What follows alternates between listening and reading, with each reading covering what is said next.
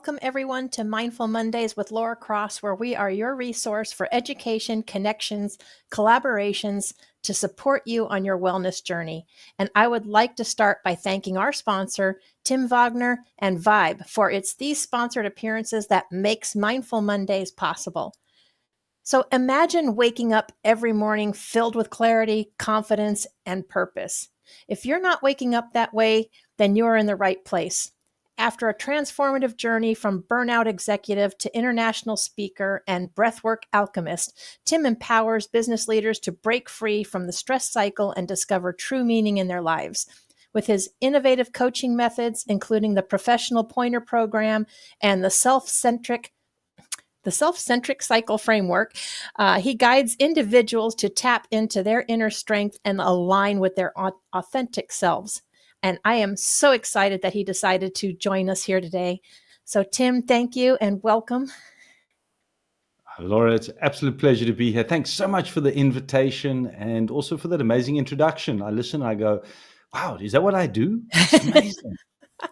I know it's amazing because we all have this journey, right? That it gets there. And sometimes it's kind of hard to believe when you actually get there or how you got there. So maybe you can share that a little bit with people about what that was like going from burnout to finding your journey to where you are now. Right. We've all got a mess, and I managed to turn my mess into my message. So it began just over 6 years ago. I was in the corporate world for 27 years in hospitality, doing the traditional thing and climbing that ladder. I also had businesses on the side, but most of the time I was in corporate. And in 2018, I don't know what started to change, but I couldn't handle that incessant stress. High functioning business I was running for many, many years. And it caught up with me so that I couldn't function. I wasn't able to sleep. I was sleeping, if I was lucky, 5 hours a night. My brain was always in a fog. My relationships were in tatters. Perhaps some of the audience recognize some of these things where you can't connect. I couldn't connect with my wife. The fact that we're still married is a miracle in itself. Yeah. My relationship with my son, he was a teenager at the time, was in tatters because even when I was at home, I was just not a nice person. I really wasn't. If any discussion was happening amongst friends and it wasn't about business, I couldn't relate. And when I was at work, I just couldn't see solutions. And I realized that if I stayed in that environment, I was either going to kill somebody, I was going to die, or I was going to get divorced. And it was just not acceptable. So I quit. One night, it was in April 2018, I walked out. It's done. It's finished. Wow. I said, I can't do this. I didn't know what was happening. I didn't know what burnout was. I didn't understand, but why after so many years as a business leader was I now struggling with stress and I couldn't handle it any longer? It just didn't make sense. Yeah. And that began my journey. Was there a pivotal moment that like turned that on, or was it just brought to your attention? I mean, because there's a lot of us that get caught up in that. You know, you do the work and work and work, but they don't ever necessarily realize it. I think people start to get used to it and think that this is normal, and they start to accept it as normal. 100%. I was accepting it as normal for many years, but then it was a culmination and a buildup of things that I don't think there was one pivotal point until one night when I said, that's enough, I'm done. This is not the way life is meant to be. This is not my life. I'm not here to live like this.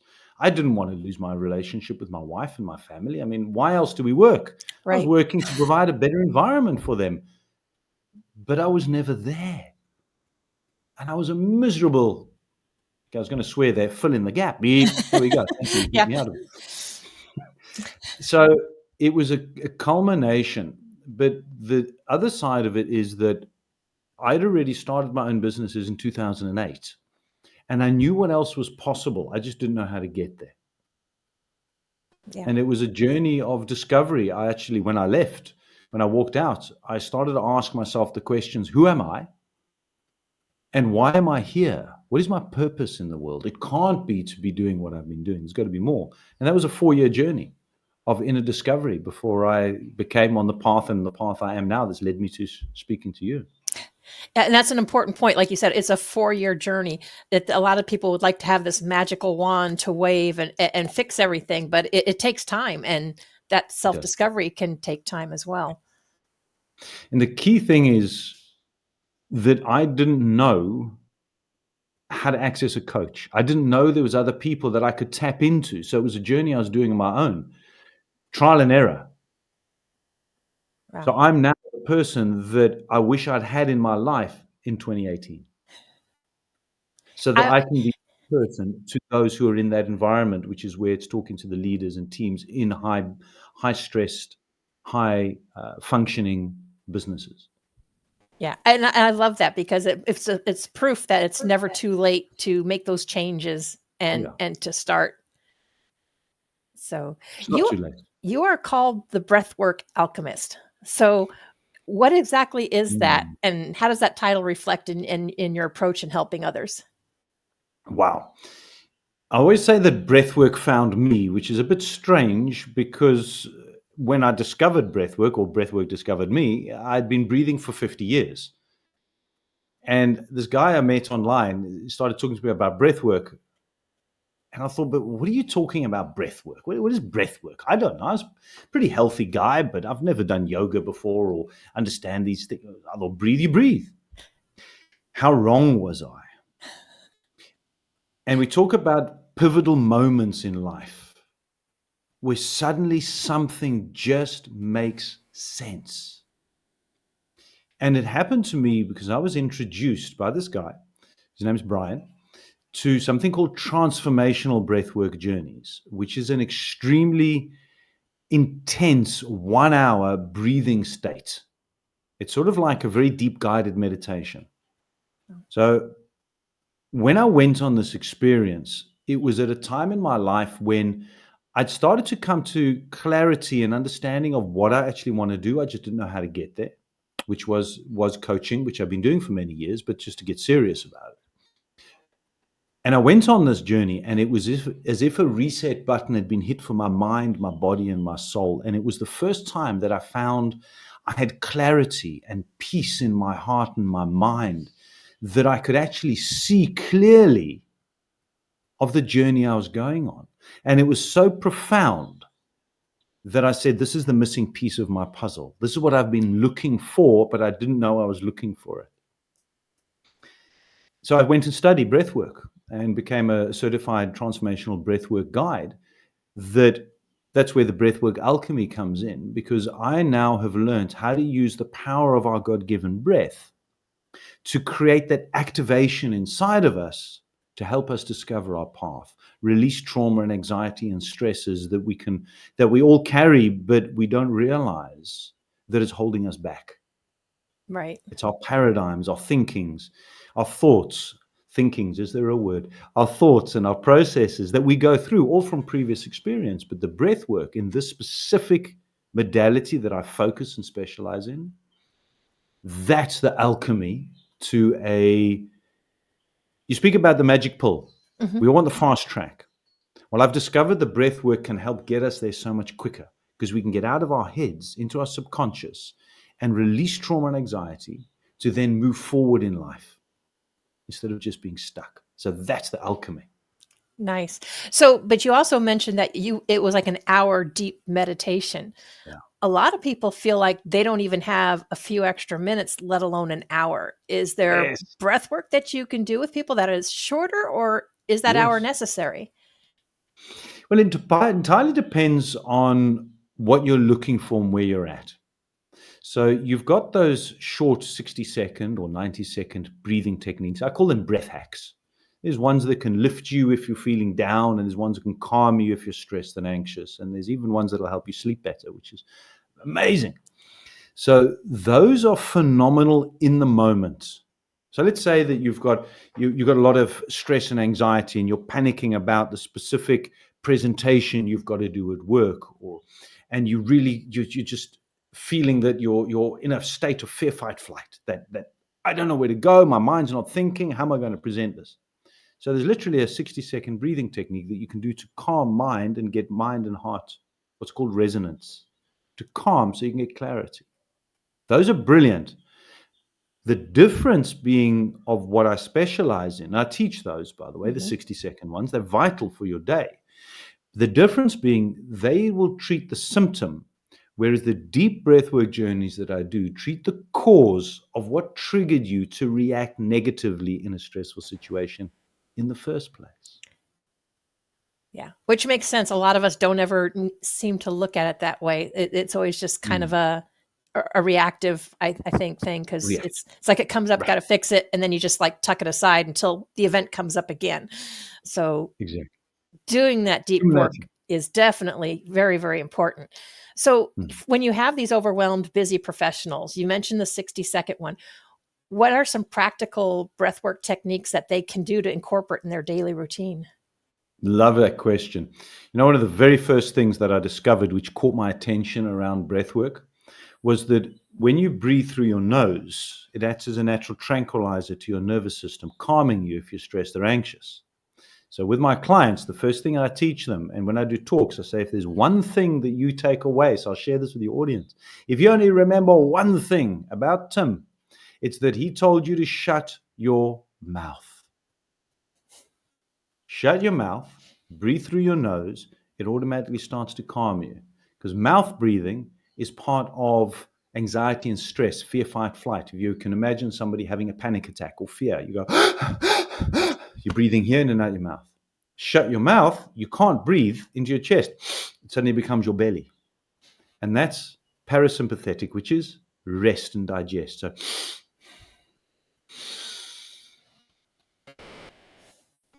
long, slow, deep breaths into your nose and out your nose or out your mouth through pursed lips. Some people struggle with breathing out their nose if they're in a panic state. That automatically calms. And if you can then bring your breathing down to counting in for 5 and breathing out for the count of 5, you'll calm your entire nervous system. And then your mind opens, you get more clarity. That's the first thing. Yeah, and that's amazingly simple, and you would think we would know that, but so many of us like do this breathing, like someone else, they tell you take a deep breath. First thing you do is like open your mouth, and yeah, your chest fills up instead of your belly. Yeah. And it really does make a difference. You wouldn't think so, but it does really make a difference. Correct. And profoundly quickly. And how magical is it that often in life, the simplest things give us the most profound results? Yeah, we have a tendency to make everything hard, and it's really not that hard. That was me. So, That's it. how does your understanding of your true self to the practice of breath work, and why is that important for personal growth? When I went on this journey, this breathwork journey, and I described it that it was the first time I had clarity. Once I had clarity, because I was out of my head and felt in a calm space, I could then start to think rationally about who I am and where I want to go in my journey of life. And that was a point I started to connect with other coaches, to realizing that I'd been doing this on my own for 4 years. Maybe I could get there on my own in another 2. Or what if I asked for help from other experts in the industry who have been there before me? And when I did that, then things started to fall into place. And I started to discover that true, authentic person I am inside. And I use a lot of other coaches' expertise from Dr. John DeMartini, who focuses on value principles. He's been doing it for 5 decades. I'm not going to reinvent the wheel. I'm going to follow what he does. 5 decades, he knows what he's talking about, and many others. And it was at that point that I started to discover who I am. Now, why is that so important? Why do people want to know, well, who are you? This is a fundamental piece in personal development that I believe has been missing. Now, noting I've been doing this for 16 years. Granted, it was mostly on the side of my job or within the business in coaching people, but I've always done presentations and coaching and personal development. But one of the things that I couldn't quite grasp was how, when people get given valuable information for personal growth and upliftment, they go, that's so good, it means a lot to me. But then when life happens, you go back to default. You run back to the place that you were trying to escape from in the beginning. And that bothered me.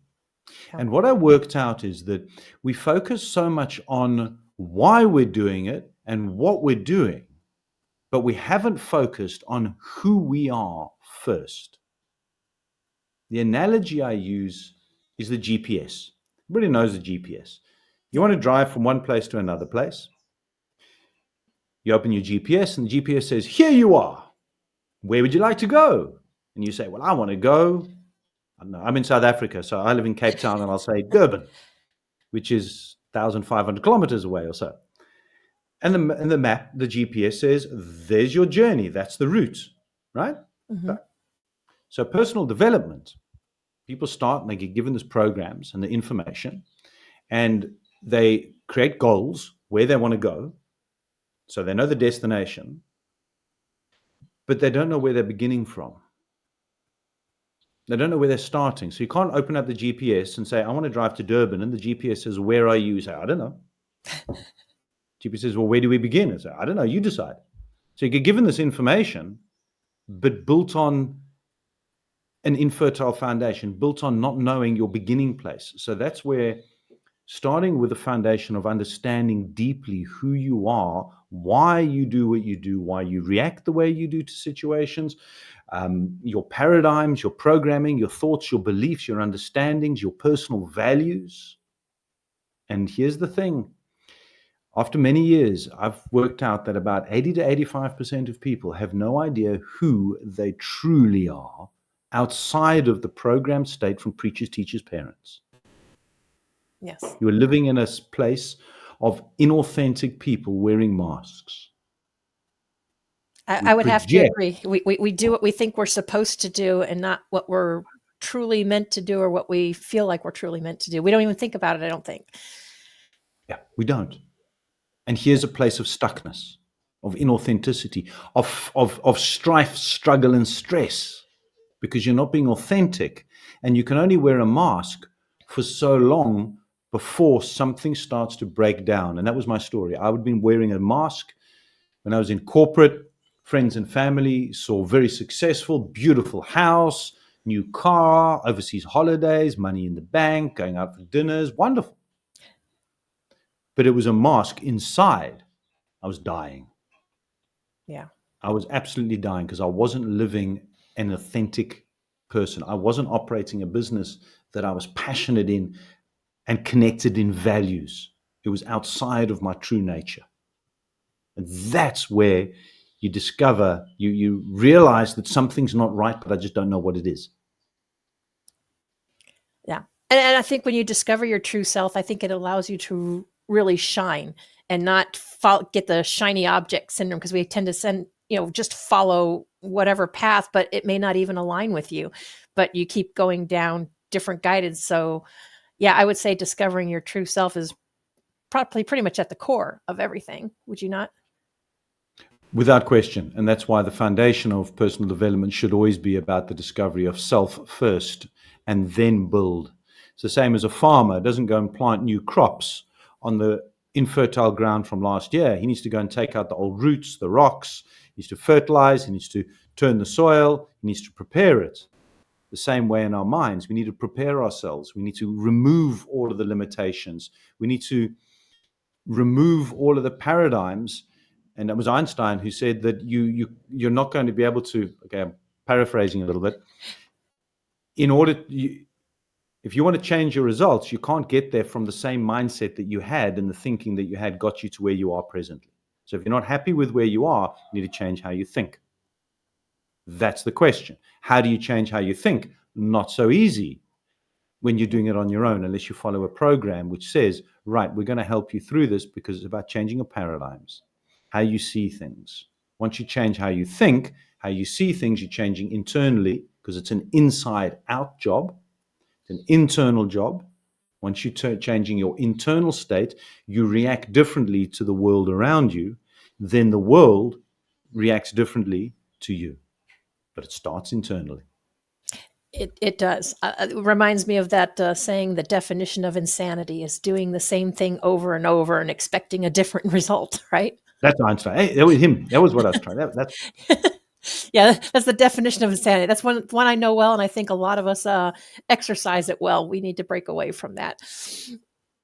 But in your experience, what common misconceptions do people have about breath work and how can we overcome them? Oh, wow. Great question. Tree hugging hippie. Yoga, sit there and do this no, that's the common perception about it. One of the great people that has been breaking away from this has been Wim Hof. He specializes in that deep water, the ice water therapy, where you do the deep breathing and then you go into the ice water. When he first, decades ago, started this, he was ostracized. He was absolutely hated. He had hate mail, the whole works. People told him he's mad.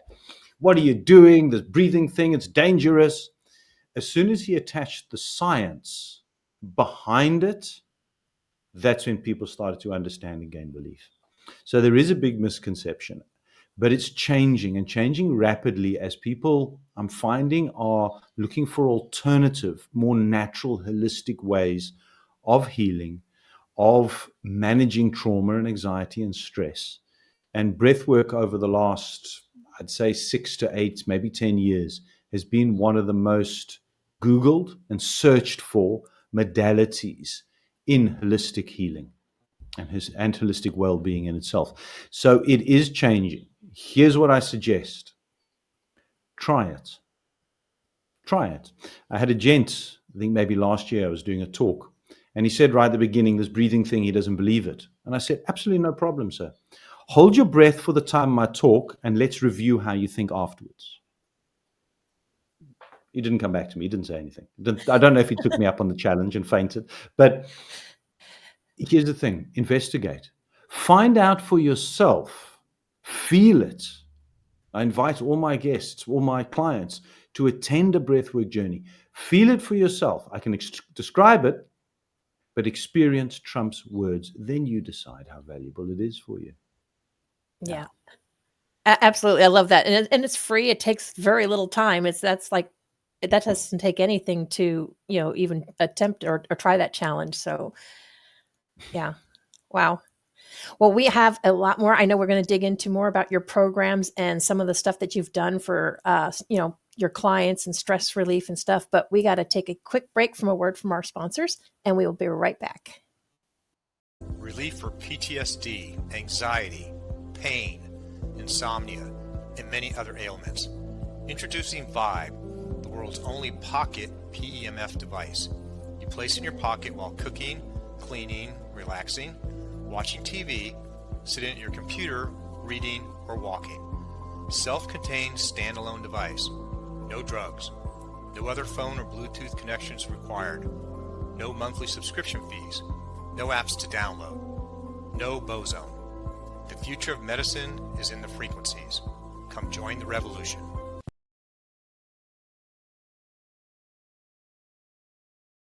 As a leader in business, are you feeling overwhelmed, frustrated, and struggling to sleep as your mind does not switch off? Are your relationships suffering as you feel angry and disconnected from those around you? Hi, my name is Tim Wagner. I'm a former burnt-out corporate professional, now turned international speaker and breathwork alchemist. I now help business leaders and their teams break free from the cycle of stress that is life, to rediscover clarity, have more energy and peace of mind without adding to your workload. So scan this QR code over there or click the link below for us to connect so I can find out how I can help you.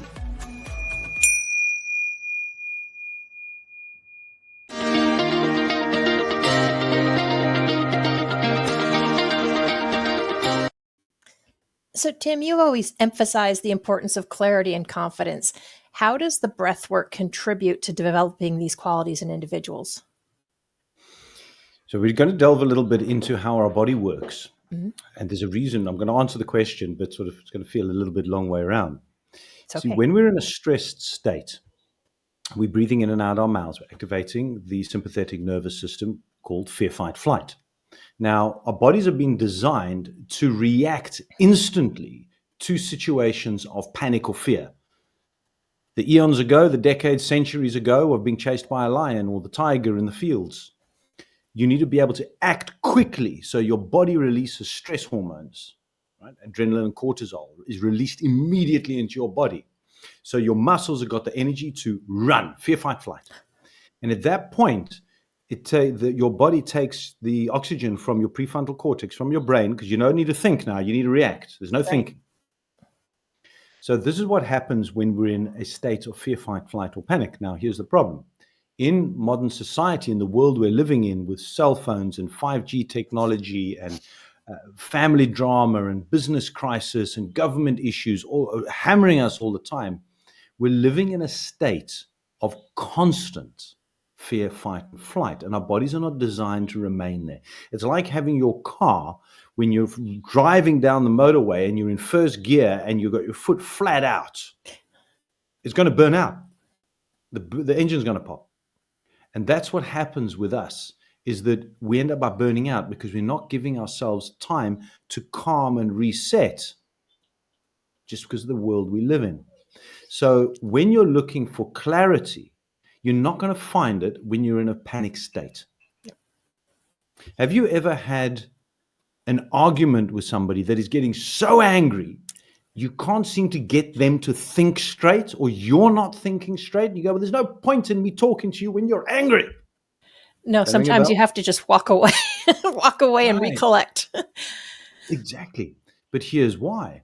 You see, in that state of that anger, they're operating in sympathetic nervous system. There's no oxygen going to the rational thinking mind. The body's taken it away. So you can't have a rational discussion with a person who is in a panic state. You have to calm first. Allow the oxygen to flow back to the brain in a parasympathetic state where you're then in rest and digest, calm, rational thinking. It's physically, we've been designed this way that you can't think. Why not? There's no oxygen. Well, not no oxygen, I'm exaggerating. But the oxygen is reduced because your body says the oxygenated blood is needed to your muscles so that you can fight or flee. You need to be in a calm state. With the breath work, it can bring you down into that calm state, which then opens the clarity. So then you're able to find the answers that you're actually seeking. So say someone is in one of those situations, what would be your suggestion to them? I've heard some things about just taking a few seconds, like instead of quickly reacting out your mouth. I mean, do you have a technique or pause? Do you walk away? I mean, what would your tip be for somebody that's experiencing that a lot? The tip is it's the work you do before that occurs. Now, here's why. In that moment that, let's say it's an argument, a discussion, a heated discussion. In that moment, are you actually going to stop and think, oh, breathe? Probably not, unless you've trained yourself that way. Now, if you do catch yourself and you go, hold on, this is getting quite intense, I want to remain calm. And before you get there, simple thing, shut your mouth, breathe through your nose. In the meeting, in the boardroom, you can sit there, eyes open, but in your head, you're going, breathe in.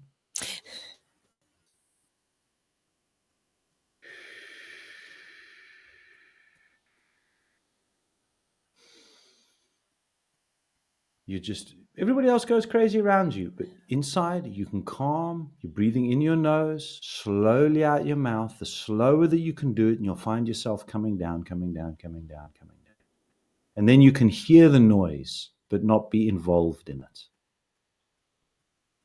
So what I also do to help, what I highly recommend, especially if somebody's being introduced to breath work for stress and anxiety release, if they're living in a high-strung environment, like a lot of my clients do in the corporate world, and also the high-strung teams, or even salespeople, is get a practice of 3 times a day for 60 seconds. That's all. Even a person in a very busy environment, you've got 60 seconds 3 times a day. Maybe it's while you're sitting in traffic. Turn off the radio. And in that moment, just for 60 seconds, focus on your breath in your nose and imagine that oxygen is going into your heart. And when you're breathing out, that you're releasing any anxieties. And then you breathe in slowly and you count to 5. Because when you're counting into 5 and out to 5, that means you're slowing your breathing down to only 6 breaths a minute, which is actually all that we need. You won't get breath hungry. You're not going to faint, nothing like that. You're going to feel a lot calmer. But if you can practice it before you need it, then in that moment, you're going to be able to react in a lot calmer state already, because you'll be in the programming. You're programming your subconscious mind, habit, repetitive. Right. So when you're So breathing in, you're actually kind of visualizing it as well. yes.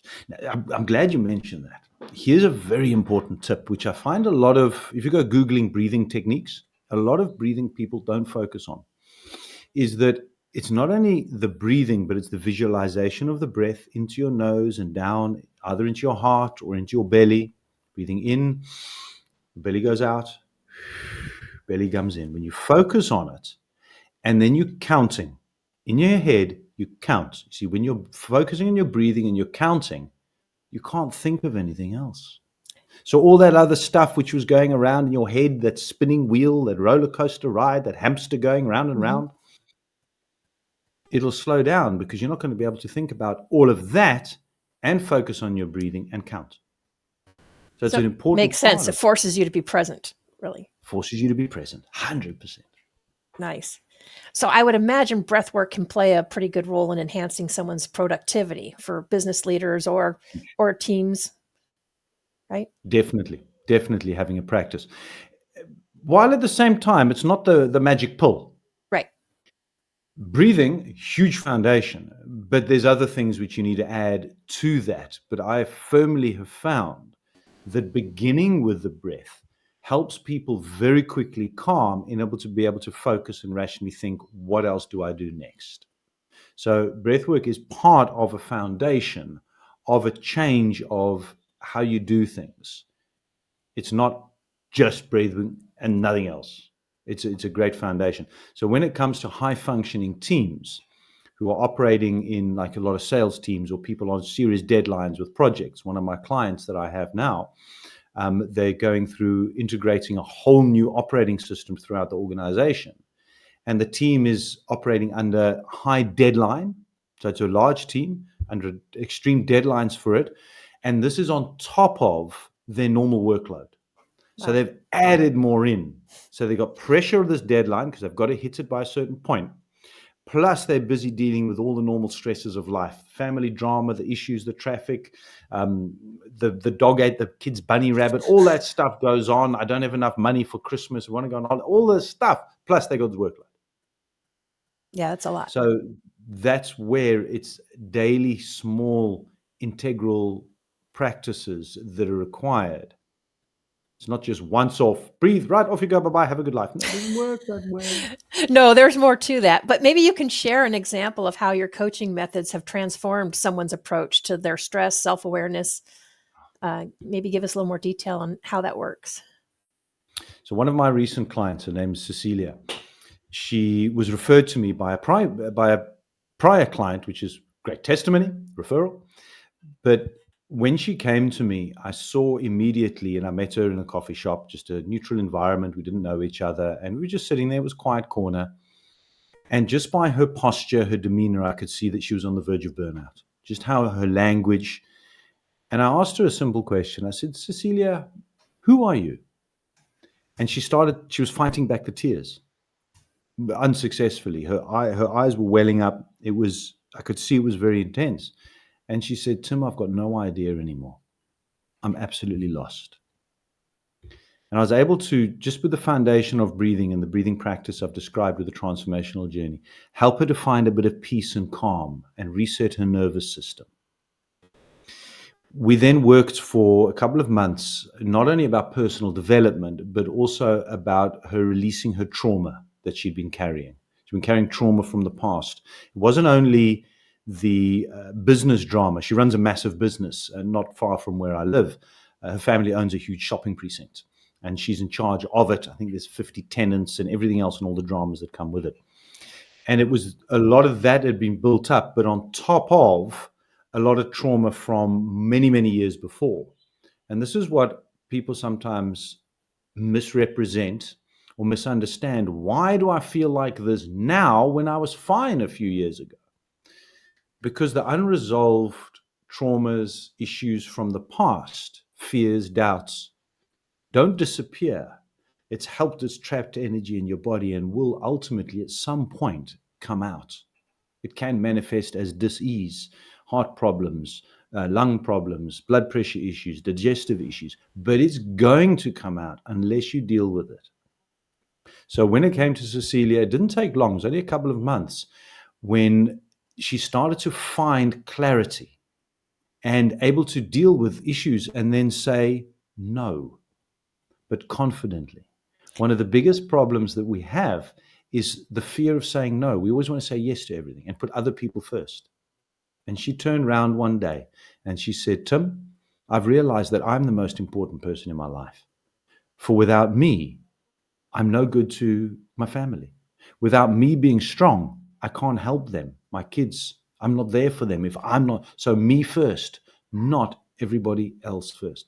And that was a massive shift in her realization that she was the only person standing in her way of the success, the peace, the fulfillment that she wanted in life. Wow. There's so many stories that can be shared. Everybody's journey is unique. But I found that it always starts with the breath work, because when I add, as I said earlier on, when I added the breath work to my personal development program, that's when the magic comes. That's sort of the fast activator that people are looking for. Although it's a journey and there's no get well quick scheme, No. it's most definitely a massive transformation. Wow. Can I share sort of a sideline bonus that I've discovered and which humbles Absolutely. me? Absolutely. It's the power of healing that our bodies have got. Laura, when you cut yourself, you get a plaster. Mm-hmm. A couple of days later, you know it's healed, right? Right. So why don't we allow our bodies to do the rest of the healing naturally? Why don't we trust our natural inbuilt healing system that we've been gifted? God gifted us, universe, whoever. We've been created and built in a certain way. I'm humbled continuously by the power that when you're out of your conscious mind and you're calming and your nervous system resets through the breathing practices, that healing can happen. So a client of mine, she's from the UK. She did a breathwork journey, and she's been struggling for decades with a trapped nerve in her neck. She works online. She's a VA, so she's permanently sitting on her laptop, permanently leaning forward. Your listeners may recognize this, or viewers. Mm-hmm. Then your head drops, your mouth's open, you're breathing into your chest, tension here, tension in your neck. Go to a massage. She's been for years been going every week for a massage to loosen it. Right. She did one breathwork journey. She messaged me. She said, Tim, I normally wake up, my pain threshold, 100%. I take my painkillers, I go for a massage, I do my stretches, it drops to about 60. She said, but after the breath work, I woke up and my pain was at 20%. She said, I don't remember the last time my pain was only at 20%. See, the tension had been released. And when the tension in her back and her neck was released, she no longer had the trapped nerve. 4 Yeah. days afterwards, she messaged me and she says, Tim, I haven't had pain for 3 days. I'm expecting it to come back. She identified as a person in pain. I am in pain all the time was her words. So it was an identity. And she was feeling, okay, when's this coming back? When's this coming back? It's sort of, she messaged me after 4 days, or after the 4 days, 3 days after she told me 20%. She said, it's not come back. And I said, amazing. I'm humbled by this, but this is just putting our bodies in a natural state for able to heal themselves. And there's amazing things that can happen from there. I'm not saying don't go to the doctor at all. That's not what I'm here for. That's not my expertise. That's why I'm saying this is a sideline bonus. I never started breathing in this breath work for that. But the physical benefits and the health benefits have been humbling and profound. It's amazing. It is amazing. And I understand that cycle when you get in that. Years ago, I've been through that where they want to give you painkillers, muscle relaxers, injections, and it's like no more. And there's, like you said, there is so much that we can do ourselves. The body does have the natural healing. And I think bringing awareness to that and recognizing it is a big start also. 100%. Because I've caught myself times where my thoughts went somewhere, and all of a sudden it's like you instantly start to feel things tighten up in your body, and it's like, okay. But I realized it was the thoughts that were creating. If I can change my thoughts, do the breathing, and do that, you can make a There you go. change. You can. It Yeah. starts. Deepak Chopra talks about the fact that our physical state, our physical body, physiology, is a representation of our thoughts and our beliefs. What you think and what you believe manifests in your body. So exactly what you're saying. Hang on a second, I'm catching myself. I feel myself getting tense. My shoulders are going, my whatever it may be. My gut, ladies, a lot of ladies, the gut, because you're taught to suck in your stomach, peer thinner. Yeah. So you breathe poorly. It's wow. It's a pandemic around the world is poor breathing or reverse breathing. So once you understand that you are a byproduct of your thoughts and beliefs, once you learn then how to change your thoughts and beliefs, you're going to change over time your physiology. So you have so much knowledge and experience in this. I believe you're planning on writing a book, are you not? Is that what's going to be in your book? I actually wrote an ebook earlier in the year, From Burnout to All Out in 60 Seconds, where there's a lot of information techniques. I'd love to share that with everybody. And that talks a lot about the stress hacks and breathing things that we speak about. And great, there's my LinkedIn details on the screen there as well. So reach out to me. Happy to share that. That gives a lot of insight. But yeah, we all got a book inside of us. So I do have one. In fact, are you referring to this, what's behind me here, Laura? I am. I believe we were talking a little bit about that. If we can mention that. I've had in my mind to take my coaching program and write it as a book for a while, but it's stuck in here. So I was reading a book by, I can't remember the author now, it'll jump to mind just now. Do I have it here somewhere? And what he spoke about was that get the clear visualization of the book. So I thought, okay, how do I visualize this book? So I created the cover and I created the back.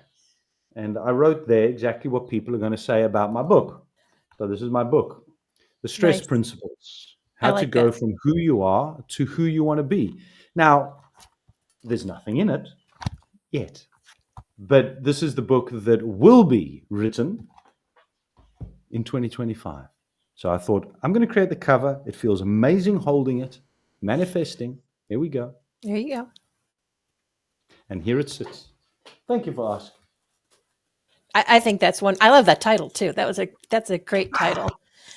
So can you tell us a little more? So you said you're in South Africa, but you have clients all over. So the work that you're doing, you can work with people anywhere they're at if they would like to connect with you, correct? Everywhere. I've got clients in Australia, New Zealand, Canada, US. I'm busy working on a client base in the UK. Everything I do is online. I do professional speaking as well, where I speak to audiences either virtually or in person. But when it comes to the breathwork online, I don't need to be in person with you. When it comes to the full transformational journeys, you're lying down in the comfort of your own home with your headphones on, listening to me and breathing and following my guidance. It's as simple as that. I'm there to hold that energetic space and be there should there be a question afterwards or the next day. This came up. Is that normal? I found this. I've just actually finished a session with a client who attended a journey on Monday. And it was her first one. And she had a whole lot of realizations. I was nearly not able to attend here. Well, not that I wouldn't be able to attend, but she was talking about so much clarity. And she had so many questions. And all I said was, just breathe into it. You don't need to analyze. Let it go. Do you feel peace, more peace? Yes. Were you able to forgive? There was an issue she was dealing with her ex. She says, I was.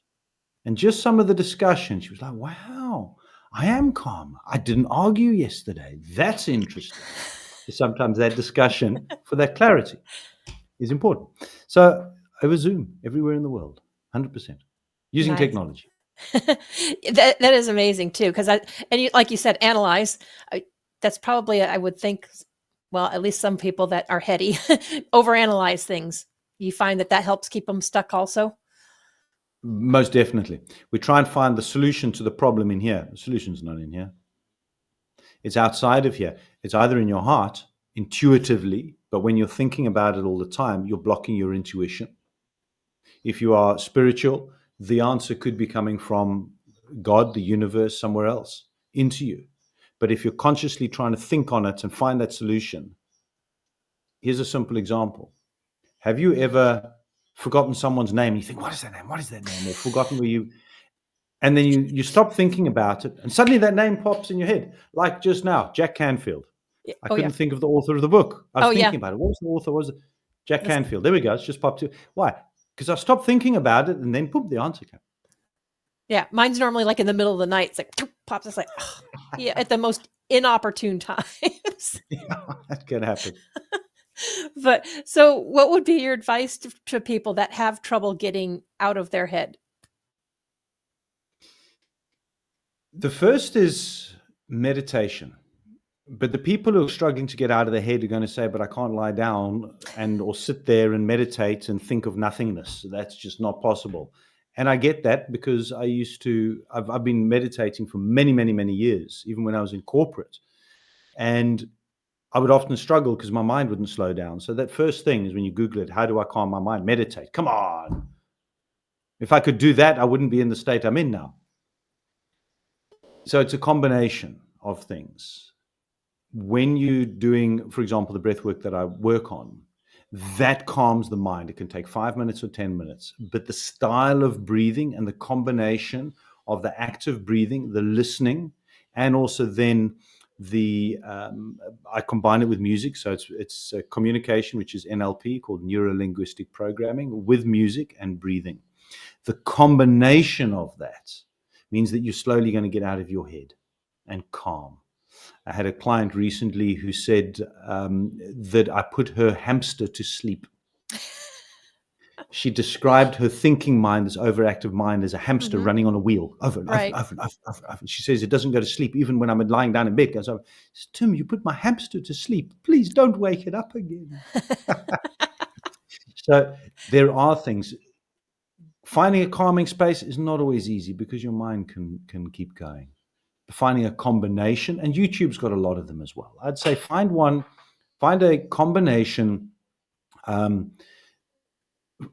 guided meditation where you can focus on somebody else's words. That will help. But here's the thing, stick to it. Don't stop. At the beginning of, as with everything, new practice, you're going to find it difficult. Your mind is going to say, why are you doing this? This is stupid. You're ridiculous. You can't do this.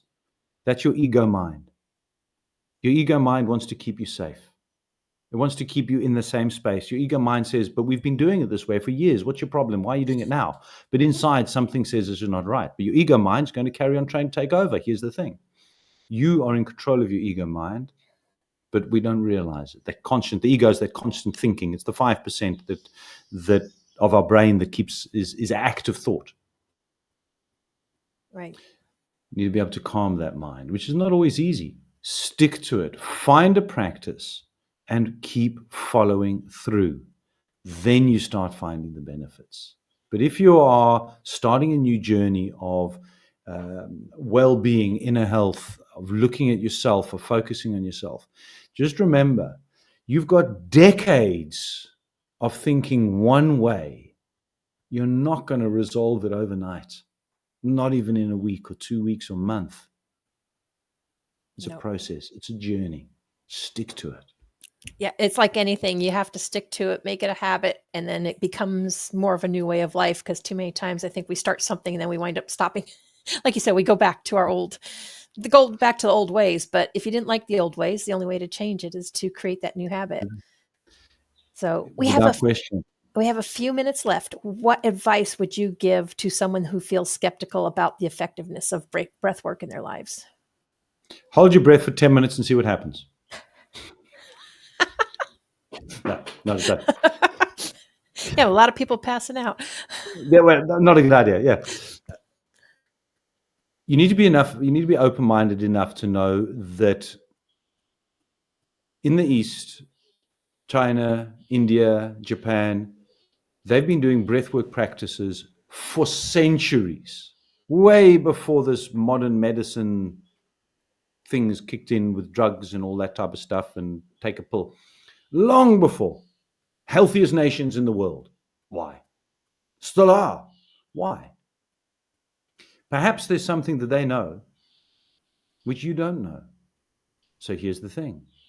If you're looking for a new avenue, a lot of my clients, I was asked this in a talk recently, Tim, how many of your clients that come to you are on or have been on antidepressants?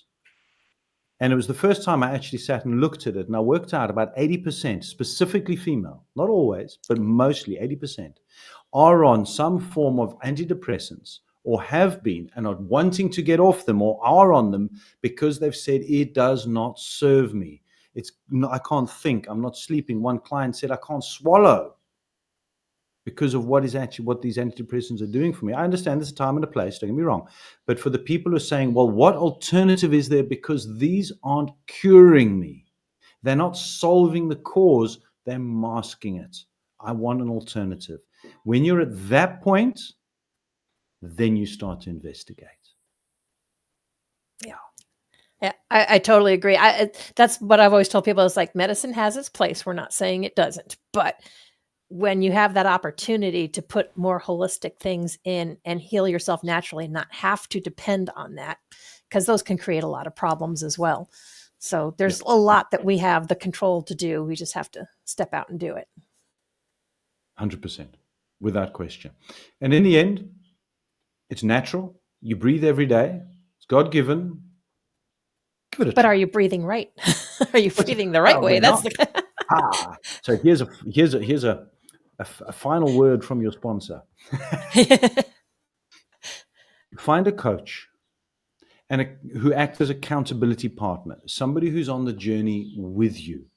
It makes a huge difference. I mentioned earlier in my journey, 4 years, I tried to battle this on my own before I realized this is crazy. I need to start reaching out to people who've got the expertise and who can also then hold me accountable. So that's a key thing, is accountability. I won't start working with anybody unless they are 100% accountable for themselves emotionally and also committing the time.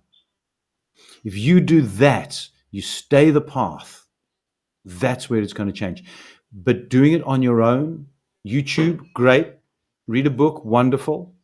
But we all know how to lose weight, but yet how many people actually do it? So it's finding somebody who's going to walk the path with you that'll make the huge difference. Absolutely. That's what I was. Yep. And the support. And I want to thank you for sharing your journey and all of your knowledge with us. We do have your LinkedIn up there in the corner. That's where you're most active, I believe, where people can connect with you. Obviously, you have someone in your corner. So if you are struggling with any of the things that we have talked about, reach out to Tim. You can see he's very knowledgeable and get that support that you need, because we all want to see people living healthier and stress-free lives, which is a little difficult nowadays a lot of times. So I'm glad we have people like you around. Thank you, Tim, very much. Thank you so much. I've got a new tagline for the coming year. What is It's that? time to thrive in 25 and no longer survive. I like that. That is a good point. We need to thrive and not just survive. So thank you again for joining us. And everyone, I hope you have a wonderful week, and we will catch you next time.